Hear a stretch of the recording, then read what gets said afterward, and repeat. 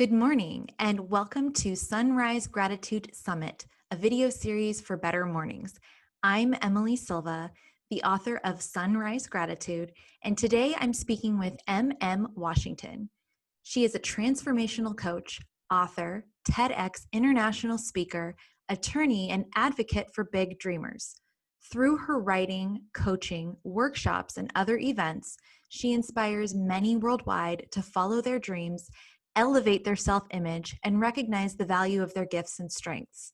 Her message is to provide visionaries with tools that equip and empower them to fully master their identity so they can have massive impact in alignment with who they are and authentically serve their awesomeness in the world. I'm so excited to speak with her today and to share this conversation with you. Welcome, Emem.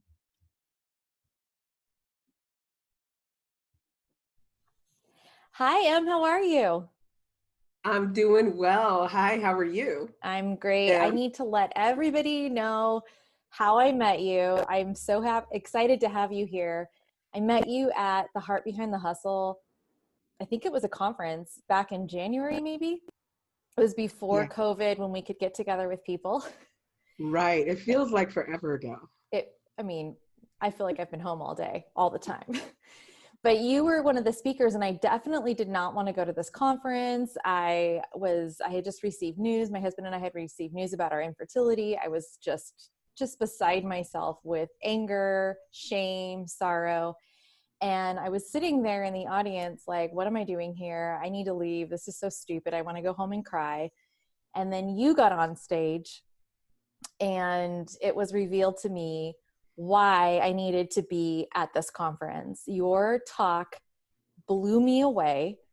It brought so much hope into my heart. I remember immediately after you spoke, I made a beeline to you because I needed to hug you. And I remember asking you, like, can I hug you? You don't know me, but I need to hug you. And just thank you for your light and for just making such an impact on my life. I know you make an impact on so many other lives, but when I wanted to do the summit, you were on the top of the list of people I wanted to have speak to the audience. So thank you very much for your talk.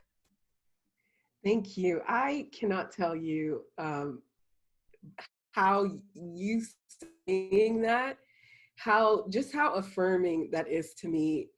I heard you say that on that day, and hearing you say it again now is just a reminder. And here's why, because I went into that, I was invited to speak and I was excited to speak, and I just did not know exactly what I wanted to share on. And I knew it was, a business type of conference. And I just kept feeling the nudge, the urge, the push to talk about that. And I was like, yeah, and then I heard everyone else talking, and I'm like, how am I going to get up there and share this, And so I literally was at my table, just going through what I was going to say on the spot. And so I really feel that was, I'm happy because I'm happy that I did go with that and speak on that, and that even if it was just for you, that I went ahead and did it. I love that. So thank you for sharing that with me, and I was happy to hug you. Well, I'm sure it was for more than just me, because you spoke about faith, hope, and love. And I think those are very powerful messages that we all need to remind ourselves of. And just to hop right in, I mean, I think faith, hope, and love is something that we might all be having a hard time finding these days. So do you have I know there are other questions I was going to ask you in the beginning, but let's dive into the deep stuff. Do you have any tips or tools on how to find faith, hope, and love in today's environment? I mean, there's just a lot of bad stuff going on. Yeah, there is a lot of bad stuff, and it's real easy to just get swept away with it. Turn on the news, and all you're hearing is doom and gloom. And so I get it. But I think that faith, hope, and love, I think that as with anything, it's a practice, it's a journey. It requires effort, and but being miserable and having no hope, that also requires effort. And Mm. so I always say that if it's going to require effort anyway, why not just put the effort towards the positive, the glass half full type of mentality. Why not just put forth that effort and give it a shot, give it your all, and see what comes out of that? So how are you doing right now with COVID and Black Lives Matter? And I don't know about Texas, but California just shut down again. I know your numbers are really high. Yeah. So what are some tools that you're using personally right now that are practical, that are getting you through just all the things? Yeah, so I'm real big on journaling, meditation. So I wake up in the morning and the first thing I do is to meditate, is to pray, and I'll read a little something inspirational, something guided to just center me and just prepare me for the day, and definitely something that is hopeful. It helps me to focus on the type of day that I want to have. And so I'll wake up with that, and then I also filter out what I hear. Okay, so for instance, on social media, it's real, and as business, as entrepreneurs, social media is a big part of what we, it's a tool we use. But I'm intentional about filtering what comes in my feed, and so if I see something negative, I may not unfriend the person, but I'll unfollow so that I don't see, especially if it's a pattern or if it's a trend. I'm real intentional about what I see, what I hear, and especially what I say, because I feel that our words matter, our words are powerful, and we have the opportunity and we have the ability to speak into existence. You speak things into existence, and so again, if it takes that effort, if speaking things into existence can affect the good and the bad, why not focus on the good? So those are some of the things. And then I'm also, because I'm an extrovert, this season has, especially initially, it's been challenging. And so I've learned to try and incorporate things like this, conversations, even if it's digitally, that's fine. Just so that I'm, I'm in my flow, and I'm in a place, in a space that's comfortable for me, and not feeling isolated, even though we are. Yeah. Is your calendar full of Zoom meetings? Oh my goodness, I'm all zoomed out. Like, no more Zoom. No, I'm joking. But yeah, it is. And thank goodness we have Zoom, because I can't even imagine, like, we're told to quarantine, and then, I don't get to see people that matter to me outside of my family for extended periods of time. So I complain about Zoom sometimes, but I'm grateful for Zoom. Yeah, it's amazing. So you recently did do a TED Talk. I remember when I met you, you talked about how it was a dream come true. Can you tell us a little bit about how this all came to fruition? Yes. Oh my goodness. I'm still on cloud nine about having Everybody done. needs to go watch it. I'll share the link. Oh, thank you. Thank you. I appreciate that. Yeah, so back in, I want to say 2000 and it's been like 6 years, maybe 7. I heard my first TEDx talk, and I was blown away by the speaker, and something in me just lit up and said, I would like to do this one day. And so fast forward to 20, what are we in, 2020? So 2018, I applied my first time. I applied to 3 TEDx talks. I knew nothing about the application process, but I did it. I did it anyway. And I didn't get a yes from from any of the 3. And I, looking back, and even in that moment, I did know that my application could have been better. I did realize that, but especially the next year, 2019, when I applied again. And I applied to 3 different ones. I don't know why I picked 3, but because there's so many, but I did. I picked 3. And one of them was in London, and that's the one I wanted the most. I was like, oh my goodness, and I almost didn't apply to it because I was like, because most of the time they want you to live in the city, or at least the state in which you're applying. But I did. I applied to London, and I heard back from the first one, no. And the second thing I heard, it was a Saturday morning, and I checked my email, and it was a yes from these people in London. I was, oh my God. I woke my husband up. I was crying. I was just so excited. And then the third one, I heard back no, but I was like, forget y'all. I already got my yes. Had you been to London before? Well, so yeah, I lived in London as a kid, and my sister was born in England, not in London, but I haven't been there as an adult.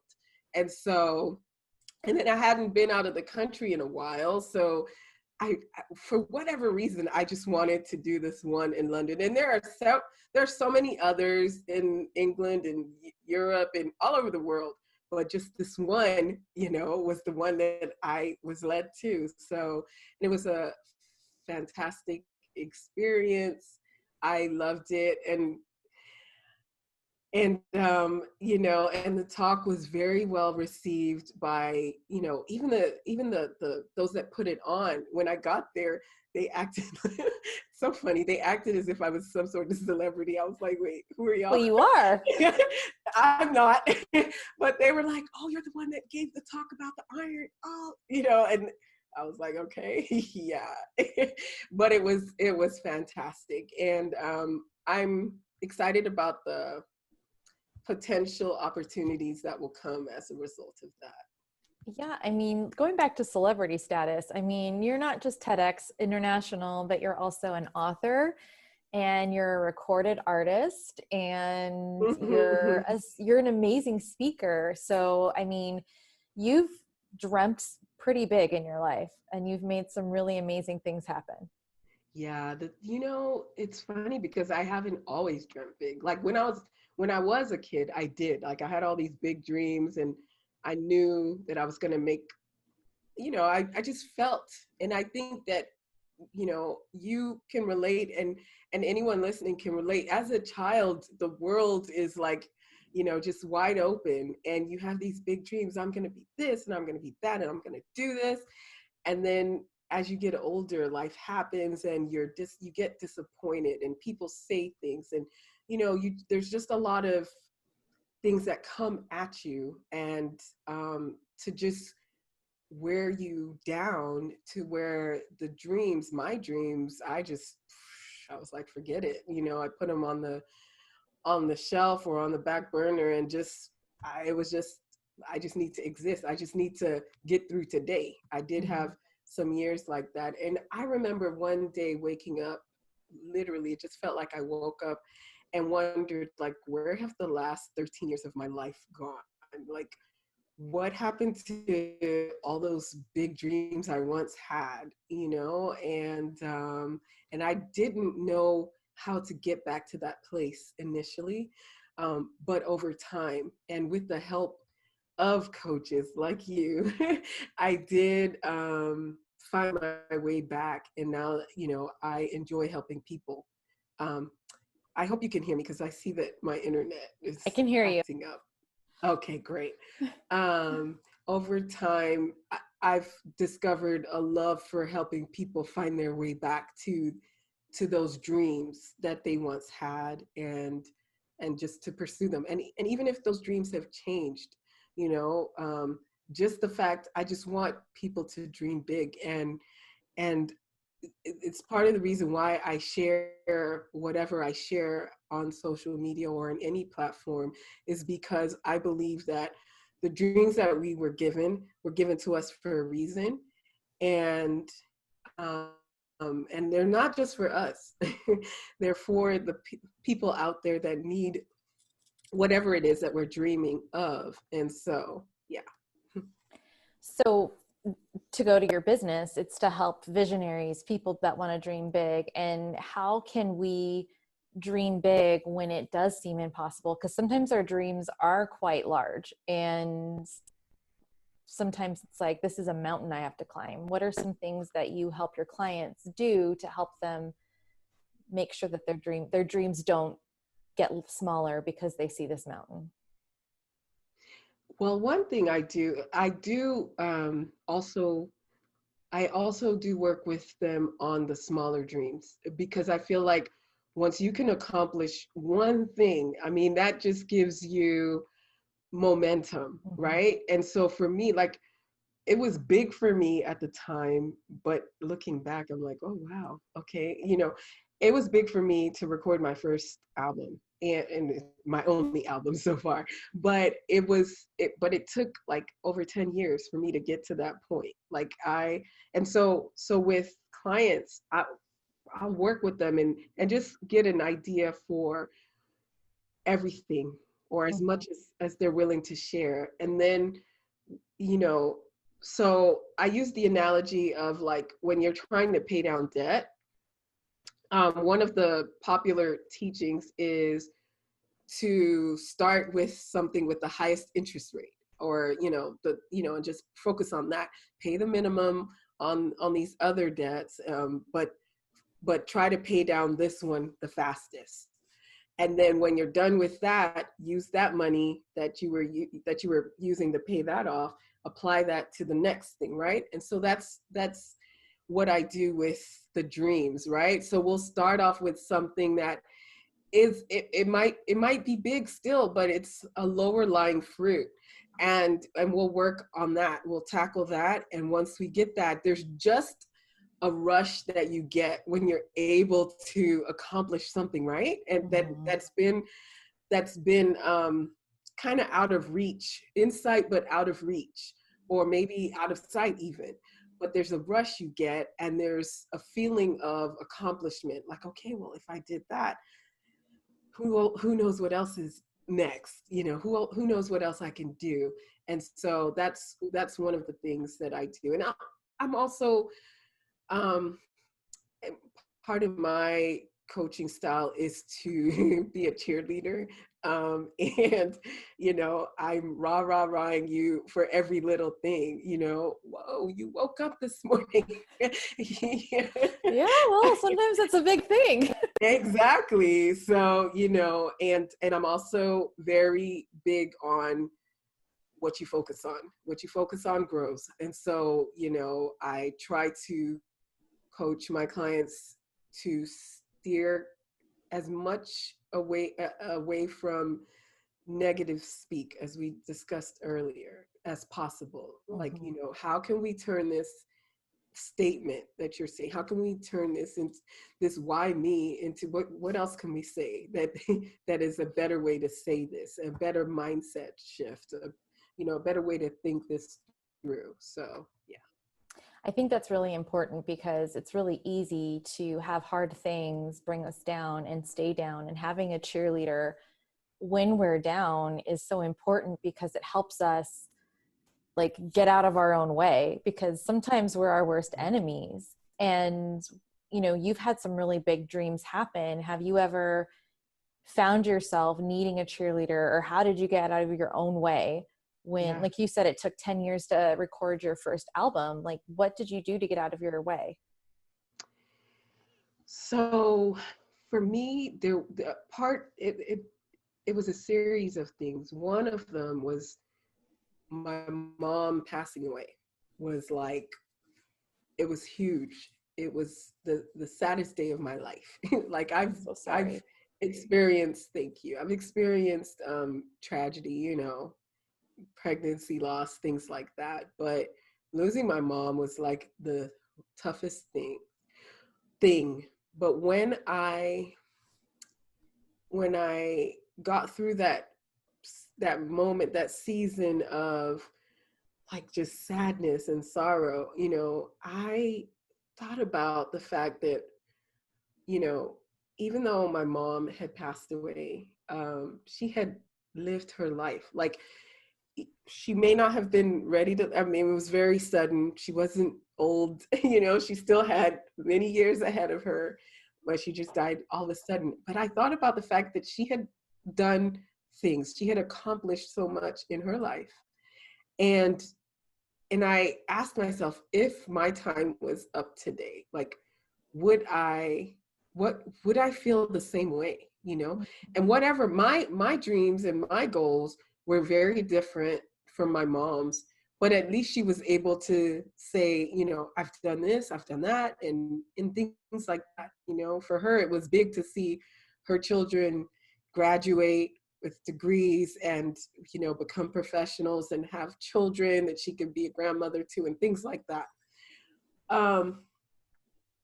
My dreams are different, but if I were to pass away today, could I say that I've accomplished, you know, any of that? And so that really was the um, the initial thing that got me started and focusing on my CD to start with. Like, okay, I've been working on this. She had even invested, you know, donated some, contributed to the album, to the, you know, it's an expensive process.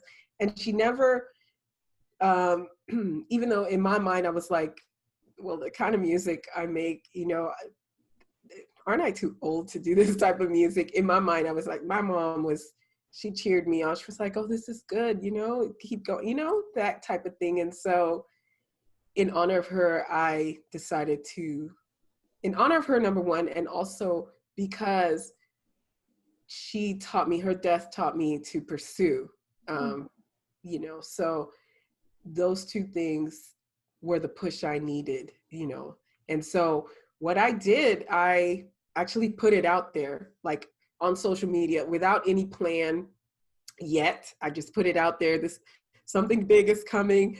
In February, I picked a date. I said, save the date and blah, blah. You know, I just put it out there. And so now that I've put it out there, oh my goodness, I have to fulfill this. Like that was my method of accountability for that first project. And that set the tone for. That is amazing. Thank you.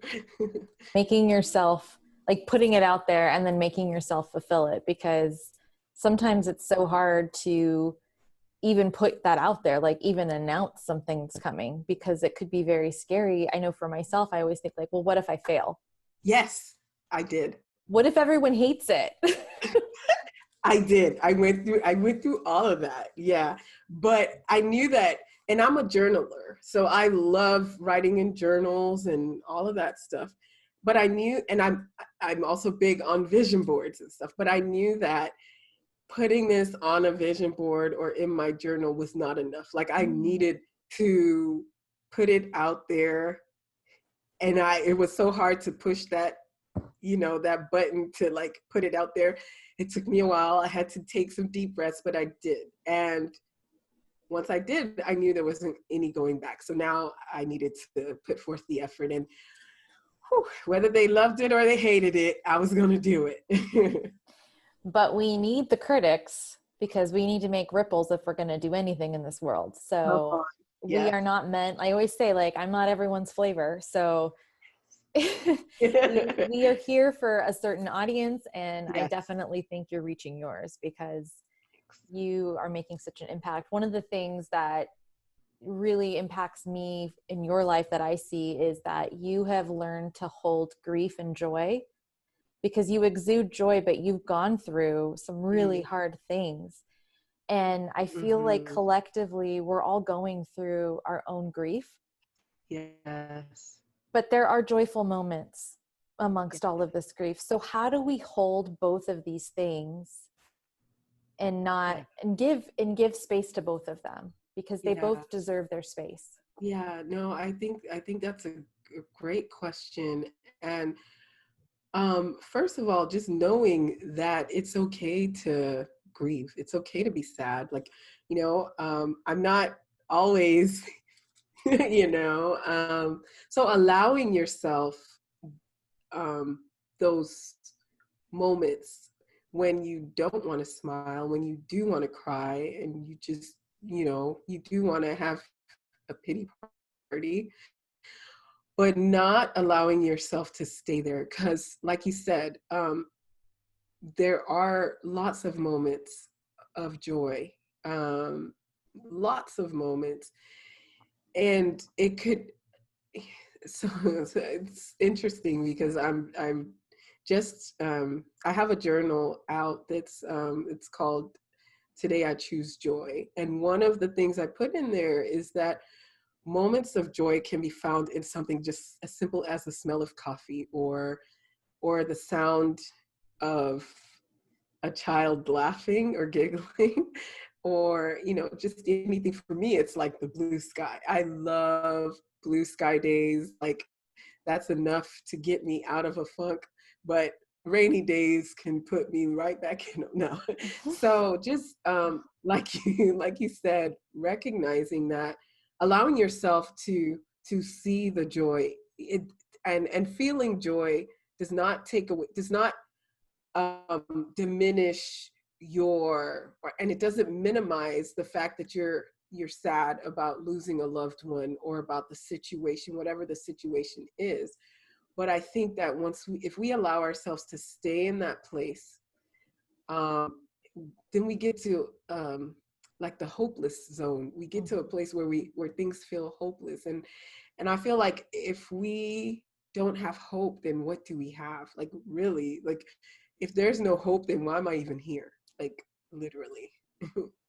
Let's So. bring it right back around the circle, because this is what we started on. You are the hope queen. Your journal, Today I Choose Joy, is it new? It's new. Well, I've actually had, so it's on my, yeah, it's new on my site, but Okay. yeah, it's new. And I is this, have, I've sold a few copies, but like, it literally, I just put it out within the last month or so.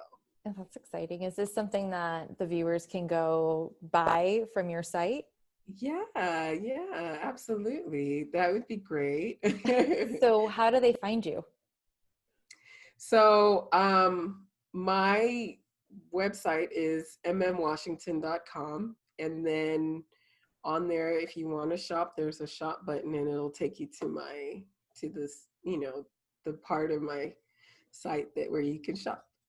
And you have journals, and you've got your album and your TED Talks Yes. there. And then also, if they're interested in coaching with you, what are you currently working on right now? Yeah, I'm revamping my group coaching. I I have some people waiting to take it, but I really want to, add a little bit more to it, especially like you said, because we're all like collectively going through right now. And so I just want to be able to serve at a deeper and higher level based on what we're all going through right now. And so that's coming towards the end of August. Yeah. I can't think of a better leader to help people go through some deep stuff, but also find hope than you, because you definitely brought, it wasn't even a ray of sunshine. It was like a glorious blanket of hope onto me. And I told my husband that I was speaking to you today, and he said, "Oh, that's the lady that told you about the books and brought you hope." And so Wow. I'm just really excited that I could share you with my audience, because I'm so grateful to have you in my life, and I'm so grateful that we met. And thank you for just spreading beautiful light in this world. I want to thank you. Like, literally, I don't have a tissue, so I'm trying to, not to tear up, but I want to thank you because, it's funny that that you say that I helped you. I can't tell you, and it sounds cliche, but I mean it from the bottom of my heart. You coming up to me, like, that could have helped you, and you could have been quiet about it and gone home. But the fact that you came and shared that with me when I was in a moment of wondering, like, did anything I share here impact these brilliant business women, and the fact that you shared that with me, like right after I got off, in the moment that I needed to hear that, blessed me, and it helped me get through those doubts, which we all can have. It just helped me get through those doubts of, am I making an impact? And so I want to thank you as well. And then I love the fact that we went on to thank you for connecting with me on social media. And now I have you as a friend for life. Yes. And I think the moral of the story is, even if you don't think you're making an impact, even if you just reach one soul, Yes. then it's enough. We need the Yes. smallest viable audience. We don't need to reach billions and millions of people. We can, because the difference that we can make in people's lives, we don't even know about it. And I think that's why we all need to share our voices. That's right. I love that. Thank you so much for being here, and I can't wait for everyone to see this talk. Thank you. I appreciate you. Thank you so much, Emily.